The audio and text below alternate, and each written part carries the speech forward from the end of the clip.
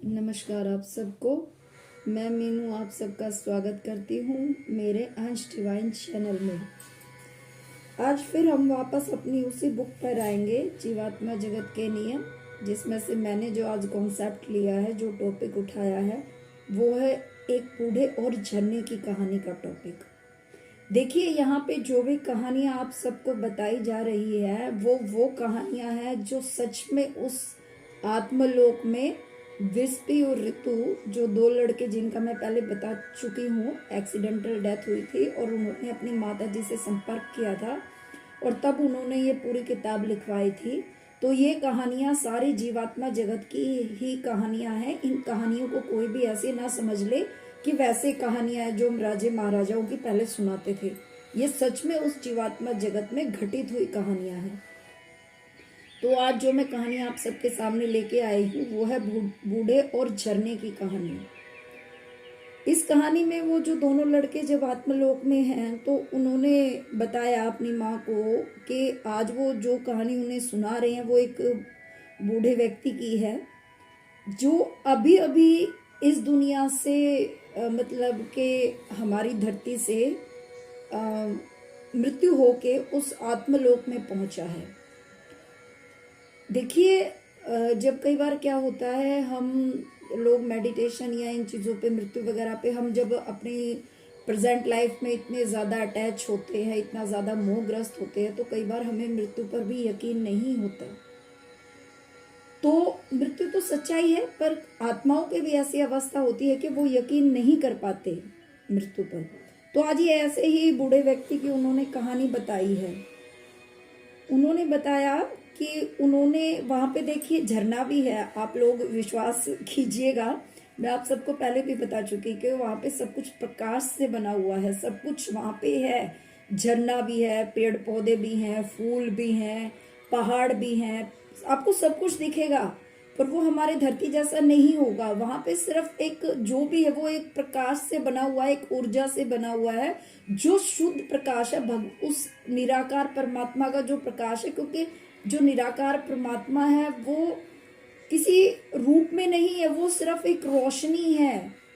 एक रोशनी में हमारे निराकार परमात्मा समाये हुए हैं, जिन्होंने इस पूरी धरती को बनाया है। क्योंकि वो निराकार है इसलिए वो सब जगह है। वहां पे भी जो भी चीजें देखती है एक आत्मा, तो वो भी उस निराकार परमात्मा ने अपने ही प्रकाश से बनाई है।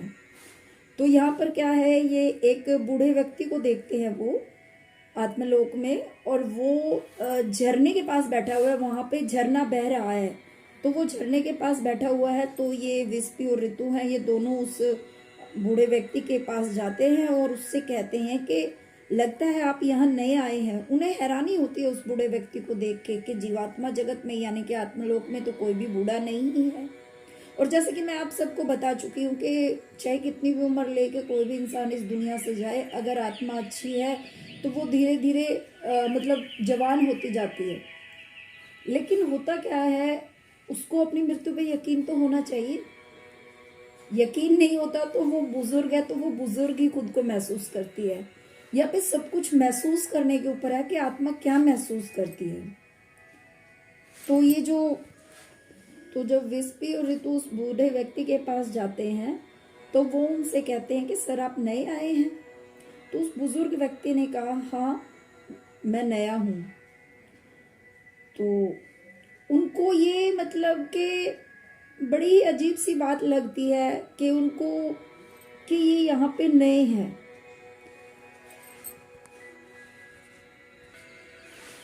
तो ये जब उनसे कहता है मैं नया हूँ, तो विस्पी और ऋतु उसको बोलते हैं कि ठीक है।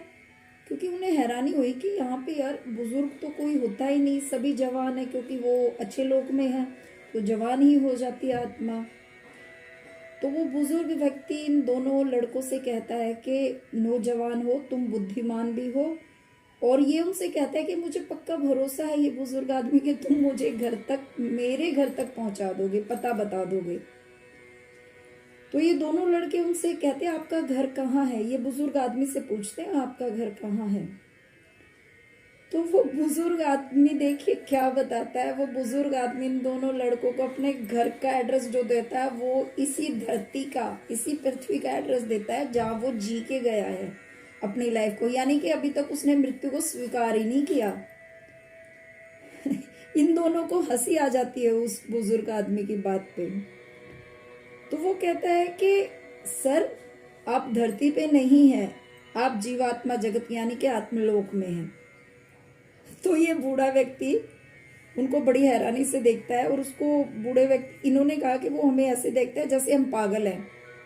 देखिए मैं आप सबको एक बात बता दूं, ये सत्य है। आज जो हम लोग मृत्यु की बात करते हैं ना, इस जीवन में रहते रहते लोग हमें भी पागल समझते हैं। और जब हम इन चीजों को देख लेते हैं, फेस कर लेते हैं और विश्वास हो जाता है, तो सामने वाले जो इन चीजों से डरते हैं ना, हमें वो पागल नजर आते हैं। ये सच्चाई है। उनके लिए हम ध्यान करने वाले, क्योंकि मेरे आसपास भी बहुत सारे लोग हैं, मतलब मैं ज्यादा नहीं कहूंगी, कम से कम 500,000 लोगों को तो मैं बाय फेस जानती हूँ। ध्यान, मृत्यु, इन चीजों पे कोई यकीन करता ही नहीं, ना ही कोई यकीन करता है अगले जन्मों पे। और ध्यान तो सबके लिए ऐसा है, मेडिटेशन तो ऐसी चीज है कि ये हवा है, बहुत बड़ा हवा। तो आइए वापस अपने टॉपिक पे आते हैं। तो उस बुजुर्ग व्यक्ति को ये दोनों पागल लगे, तो वो वहां से भाग गया इनके पास से। वो इन्हें ये कहकर जाता है कि मैं तो यहाँ छुट्टियां मनाने आया हूँ। देखिए आत्मलोक में जाने के बाद भी उस बुजुर्ग को ये लगता है कि वो यहाँ छुट्टियों पे आया है। तो अब इनको बड़ी चिंता हुई उस बुजुर्ग के दोनों भाइयों को। तो फिर एक ये जो फरिश्ते मैं आप सबको बता चुकी हूँ, आत्मलोक में फरिश्ते भी होते हैं, दिव्य आत्माएं भी होती हैं। तो इन्होंने 2 दिव्य आत्माओं के पास ये गए और इन्होंने कहा कि उस बुजुर्ग की सारी कहानी बता दी इन्होंने। तो अब वो दिव्य आत्मा भी इनके साथ आ गई उस बुजुर्ग को समझाने के लिए। तो जैसे ही ये तीनों उस बुजुर्ग के पास आ रहे, तो देखिए बुजुर्ग की जो आत्मा की फीलिंग है वो क्या है, क्योंकि वहां पे हम होठ से तो बोल नहीं सकते, वहां पे तो टेलीपैथी चलती है, यानी कि फीलिंग ही चलती है एक दूसरे तक। तो उस बुजुर्ग जो आदमी है उसकी आत्मा के अंदर क्या फीलिंग आई कि देखो ये तीनों पागल फिर से मेरे पास आ गए। उस आत्मा के अंदर से ये फीलिंग आई और ये फीलिंग इन लोगों तक पहुंची, क्योंकि टेलीपैथी में क्या है, वो छुपा तो सकते नहीं। हम यहाँ तो कुछ भी गलत अंदर से सोचते रहेंगे, सामने वाले को पता नहीं चलेगा, पर वहां पे तो सब पता चल जाता है। टेलीपैथी इसी को कहते हैं। तो उनको भी दुख हुआ इस बात से, पर फिर भी वो तीनों उसके पास गए। तो उस बुजुर्ग को गुस्सा आया, उसने चिल्लाना शुरू कर दिया। तो वो गुस्से में था। उसने बताया कि उसके बेटे का नाम बताया उन्होंने इन तीनों को, बुजुर्ग ने। इन्होंने उसे समझाने की बहुत कोशिश की पर वो नहीं माना। इन्होंने ये भी कहा कि देखिए आप कितनी सुंदर जगह पे है, ये आत्मलोक कितना सुंदर है, आप मरने के बाद भी इतनी सुंदर जगह पे रह रहे हैं। तो भी वो मानने को तैयार ही नहीं हुआ।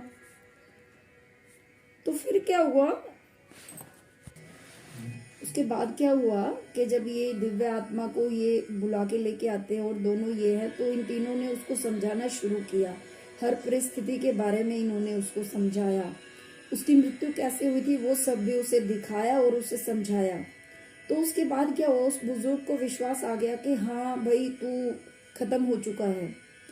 तो उसके बाद उसे एक असीम शांति का एहसास हुआ कि भाई तू तो अब आत्मा है। जब उसने खुद को आत्मा के रूप में महसूस किया, तो क्या हुआ, जब वो एक आत्मा उसकी बुजुर्ग नजर आई थी, जैसे उसने अपनी मृत्यु को स्वीकार कर लिया ना, वैसे ही उसकी आत्मा एकदम जवान होगी, क्योंकि वो अच्छे लोक में था।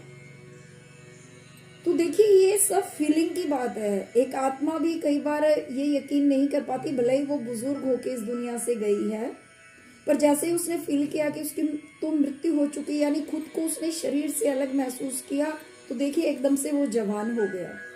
यहाँ पर ये साफ साफ इन्होंने बताया है।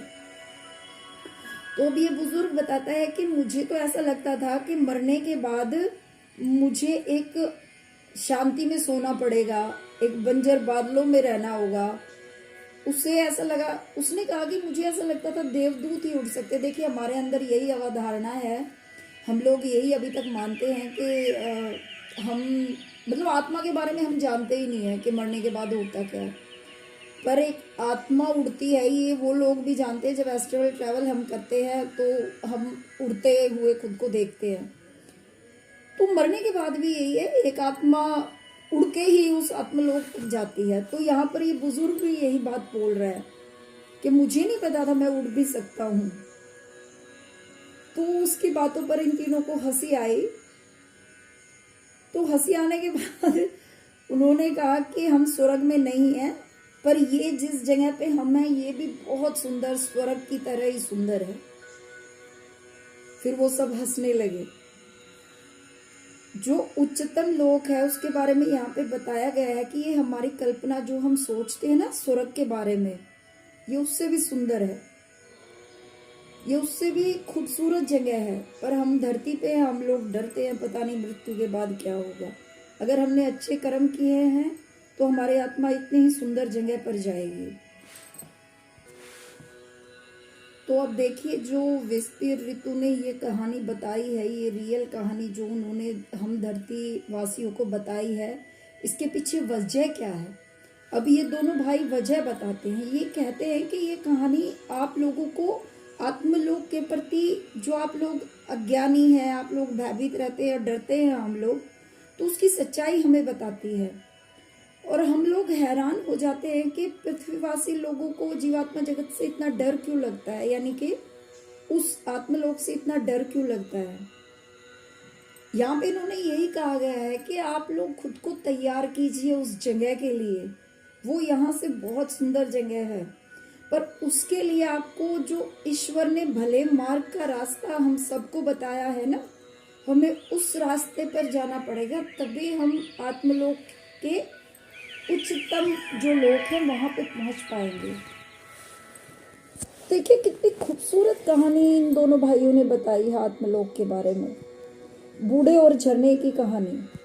देखिए हम लोग, मेरे आसपास भी मैं मतलब कई लोग तो ऐसे हैं, और जो लोग सुनते हैं वो ठीक है, बट आप लोग किसी से बात करके देखिए आपके आसपास जो लोग हों, पर कम से कम अपनी फैमिली मेंबर्स से तो बात कीजिए आत्मा के बारे में। जो लोग वीडियो सुनते हैं, जो देखते हैं, जिनको ऑब्वियसली जो लोग देखते हैं उन्हें डर नहीं लगता होगा इन चीज़ों से, ज़रूर उनमें इतनी शक्ति है, उनकी आत्मा में इतनी शक्ति है कि वो इन वीडियोस को देखते हैं और सुनते हैं। पर हमें अपने साथ साथ अपने आसपास के लोगों को भी इन चीज़ों के बारे में बताना चाहिए। देखिए हो सकता है लोग पागल समझे, और ये हो सकता नहीं, होता है, ये सच्चाई है। पर फिर भी आप लोग कोशिश कीजिएगा, जो आपके आसपास के लोग हैं, क्योंकि मृत्यु तो सच्चाई है। जन्म जितनी सच्चाई है, मृत्यु भी उतनी ही बड़ी सच्चाई है। वो तो डेफिनेटली आती है, तो उसमें डरने जैसा तो कुछ नहीं होना चाहिए। बस यही है कि ये जो मैं वीडियोस बना रही हूँ, तो मैं बस यही है कि परमात्मा ने मुझे वो मौका दिखाया, वो आत्मलोक दिखाया, वो सब जगह दिखाई, तो मैं आप सब तक यही चीज़ें बताना चाहती हूँ कि बहुत खूबसूरत दुनिया है वहाँ पे। हम लोग सोचते हैं मृत्यु आ गई तो सब कुछ खत्म, आगे कुछ नहीं, ऐसा बिल्कुल नहीं है। हम जैसे यहाँ पे रहते हैं, यहाँ पे खाते पीते हैं, यहाँ पे एंजॉय करते हैं, खेलते हैं, टीवी देखते हैं, यकीन मानिए वहाँ भी ये सब होता है। वहाँ भी एक आत्मा को, पर फर्क सिर्फ इतना है, उनकी लाइफ में और हमारी लाइफ में हमें सब काम करने के लिए मेहनत करनी पड़ती है। हमें रोटी खानी है या कुछ भी खाना है तो हमें चलिए चाय ही पीनी है, हमें हमारा मन हुआ चाय पीने का, हमने गैस ऑन की, हमने चाय पत्ती चीनी डाली, दूध डाला, पानी डाला और चाय उबली, उसके बाद कप में डाल के हमने चाय पी। पर वहाँ आत्मलोक में क्या होता है, उन आत्माओं का जब भी कोई मन करता है ना, उनका चाय पीने का मन है, तो उन्हें ये सब नहीं करना होगा। बस उन्होंने सोचा और वो काम हो गया। मतलब कि उन्होंने सोचा, उन्हें चाय पीने की इच्छा है, तो उन्हें फीलिंग आई, उन्होंने चाय पी ली। ये बीच का प्रोसेस उन्हें करने की जरूरत नहीं पड़ेगी जो हमें करना पड़ता है। ये आत्मलोक में होता है। उनका मन हुआ कुछ भी खाने का, तो जैसे उनकी आत्मा ने सोचा कि मुझे ये चीज़ खानी है, ये मेरी फेवरेट है, उसके तुरंत बाद जो अगला विचार उनकी आत्मा को आएगा, उन्हें फील होगा कि वो चीज़ खा चुके हैं। और ये होता है। तो आप इन चीज़ों को समझिए। हम शरीर में हैं तो हमें इतनी मेहनत करनी पड़ती है। वहाँ लोग वो पढ़ाई भी करते हैं, पर यहाँ की पढ़ाई हमारी भौतिक पढ़ाई है, और वहाँ की जो पढ़ाई है वो भगवान के बारे में पढ़ते हैं। अपनी उन्होंने ज़िंदगी में क्या गलत किया, क्या सही किया, और जो गलत किया उसको कैसे वो सही कर सकते थे, वो लोग ये पढ़ाई करते हैं। आगे आगे जैसे जैसे हम इस ज्ञान की तरफ बढ़ते जाएंगे, उस आत्मलोक के जितने भी रहस्य है वो मैं, जितना मुझे नॉलेज है और जितना मैंने पढ़ा है और जितना मैंने देखा है, मैं सब कुछ आपको खुल के बताती रहूँगी। पर आप सबसे एक रिक्वेस्ट है, आप भले ही सब्सक्राइब चैनल को ना करें, आपकी इच्छा, पर प्लीज़ ये जो वीडियोस है ना, अपने आसपास के लोग, खासकर कोई अगर दर्द में है, पीड़ा में है, उन लोगों तक ज़रूर इनको शेयर कीजिएगा। उन्हें ये वीडियो ज़रूर दिखाइएगा ताकि लोगों को ये समझ में आ जाए कि वहाँ पे क्या है।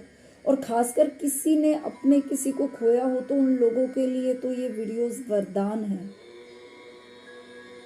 मैं ऐसा मानती हूँ। सो लंबा हो जाएगा, वीडियो हो चुका है ऑलरेडी। ओम नमः शिवाय। Thank you. भगवान आप सबको खुशियाँ दे।